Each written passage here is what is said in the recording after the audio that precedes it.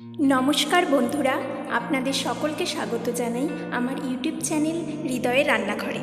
বন্ধুরা, আপনারা সবাই কেমন আছেন? আশা করি সবাই খুব ভালো আছেন। আজকে আপনাদের জন্য নিয়ে এসেছি বাঁধাকপির পকোড়ার রেসিপি।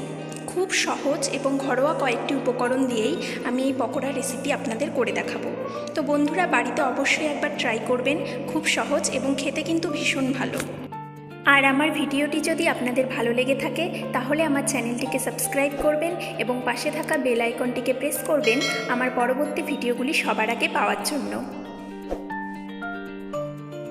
বাঁধাকপিগুলোকে আমি এইভাবে ছুরি ছুরি করে কেটে নিয়েছি। এবার এর মধ্যে দিয়ে দিচ্ছি কুচনো পেঁয়াজ, কুচনো লঙ্কা, স্বাদ মতো নুন, পরিমাণ মতো হলুদ গুঁড়ো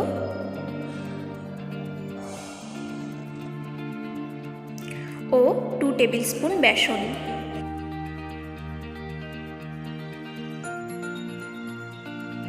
দিয়ে দিচ্ছি সামান্য শুকনো লঙ্কার গুঁড়ো। শুকনো লঙ্কার গুঁড়ো আপনারা স্বাদ মতো দেবেন, যে যেমন ঝাল খান তেমন দেবেন। আর দিয়ে দিচ্ছি জিরে গুঁড়ো। দিয়ে সব কিছু ভালোভাবে মেখে নেব।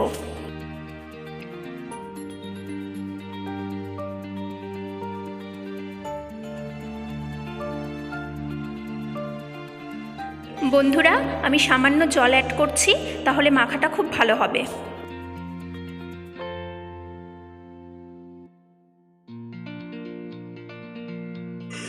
দেখুন বন্ধুরা, আমি সব কিছু সুন্দরভাবে মেখে নিয়েছি।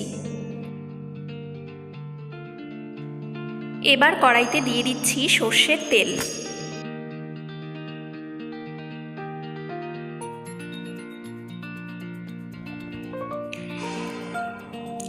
তেল গরম হয়ে গেছে, এবার আমি পকোড়াগুলো ভেজে নেব।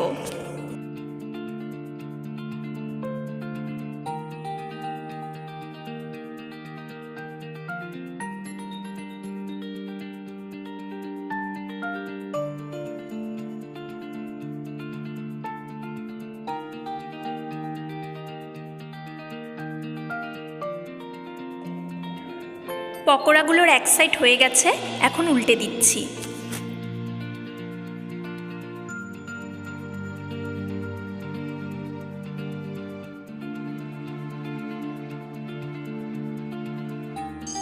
বন্ধুরা দেখুন, পকোড়াগুলো খুব সুন্দরভাবে ভাজা হয়ে গেছে।